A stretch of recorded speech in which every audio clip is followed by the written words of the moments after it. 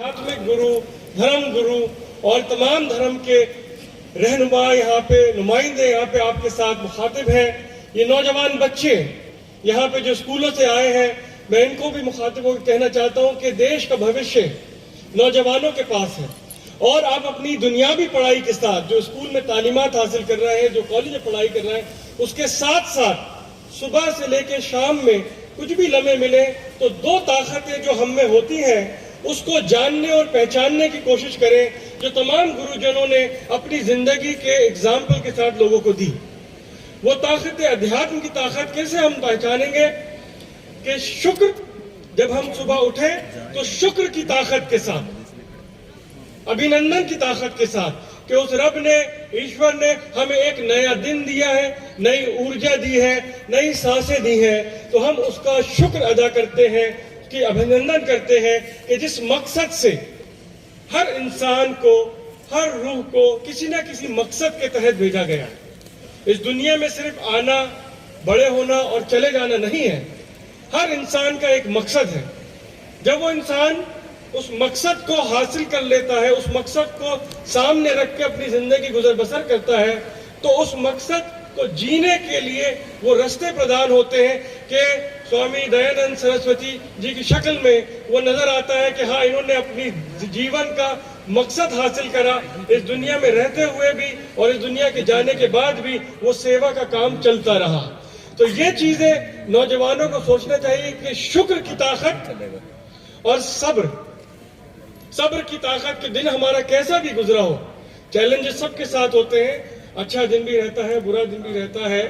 नफा नुकसान भी होता है, हम अपना कारोबार भी करते हैं, लेकिन जब शाम के वक्त तमाम दिन के गुजरते हुए तो इस सब्र की ताकत के साथ हम विश्राम करें और एक नए दिन की जो हम कामना करते हैं कि उसमें नई ऊर्जा, नई शक्ति के साथ जिस मकसद से हमें दुनिया में भेजा गया है उसको कायम करें। और अगर हम उस पर मुकम्मल तौर पे आगे चलते हैं तो भारत देश को विश्व गुरु की तरफ लेके जाने में कोई प्रयास नहीं छोड़ा जा सकता है। और ये भागदौड़ सिर्फ संतों के पास नहीं बल्कि नौजवानों के पास, जैसे कि सीना बसीना, हाथ टू हाथ ट्रांसफॉर्मेशन दिया जाता है।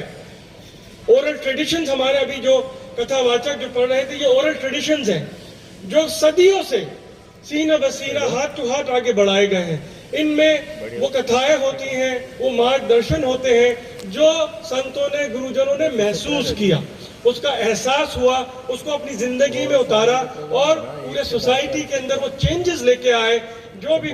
चैलेंजेस थे उस जमाने के अंदर, उससे उभरे। और सबसे बड़ी बात ये देखने को मिलती है कि आजादी के लिए जो एक मुहिम चलाई वो अध्यात्म के बुनियाद के ऊपर चली, ना कि बल के बुनियाद पे, ना कि आर्मी के बुनियाद पे, ना कि हमारी फौजों के, वो सबसे पहली बुनियाद थी अध्यात्म, स्पिरिचुअल पावर। तो हम यही कामना करते हैं कि ख्वाजा गरीब नवाज की बारगाह से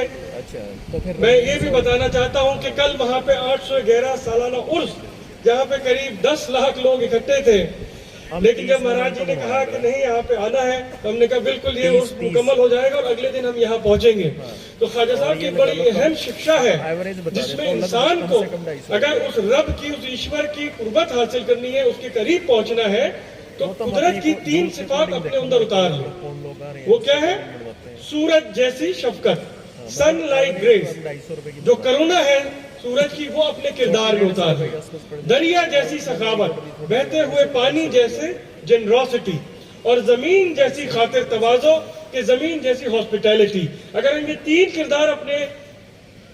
डेली लाइफ में, रोजमर्रा की जिंदगी में उतार लेते हैं, तो हम जब सेवा भाव से अपनी जिंदगी गुजर बसर करेंगे तो किसी से भी हम कोई भेदभाव नहीं करेंगे, ना किसी का नाम पूछेंगे, ना किसी का मजहब पूछेंगे, ना किसी की जात पूछेंगे, ना किस नेशन से है, किस रीजन से है। अगर हम पूछेंगे तो सिर्फ एक बात पूछेंगे कि हम आपकी क्या सेवा कर सकते हैं, हम आपकी क्या सेवा कर सकते हैं, हम आपकी क्या सेवा कर सकते हैं। यही पैगाम हमें पूरे भारतवर्ष की तरफ से पूरी दुनिया को देना है। हम तमाम गुरुजनों को नमन करते हैं और दुआ करते हैं कि हमारे भारत देश का ये 2023 साल, इसमें G20 की सदारत, जो अध्यक्षता हमारे देश को मिली है, ये बहुत बड़े गौरव की बात है कि G20 जो दुनिया के बड़े 20 देश हैं, उसकी सदारत हमारे देश को मिली है और ये अथक प्रयास है हमारी हुकूमत का, हमारे ऑनरेबल प्राइम मिनिस्टर साहब का और तमाम जो लोग पूरी दुनिया में काम कर रहे हैं भारतीय, उसका हिस्सा हमें बनना है। और इस साल से लेकर आने वाले तमाम सालों में इसी तरह हमें पूरी दुनिया की किसी न किसी फोरम पे अध्यक्षता करनी है। इसका प्रण लें, इसका नमन करें और कुरुक्षेत्र की धरती से पूरे भारत के लिए हम दुआ करते हैं। अमन, प्यार, मोहब्बत की आदाब, सलाम, नमस्कार। जय हिंद, जय हिंद, जय हिंद।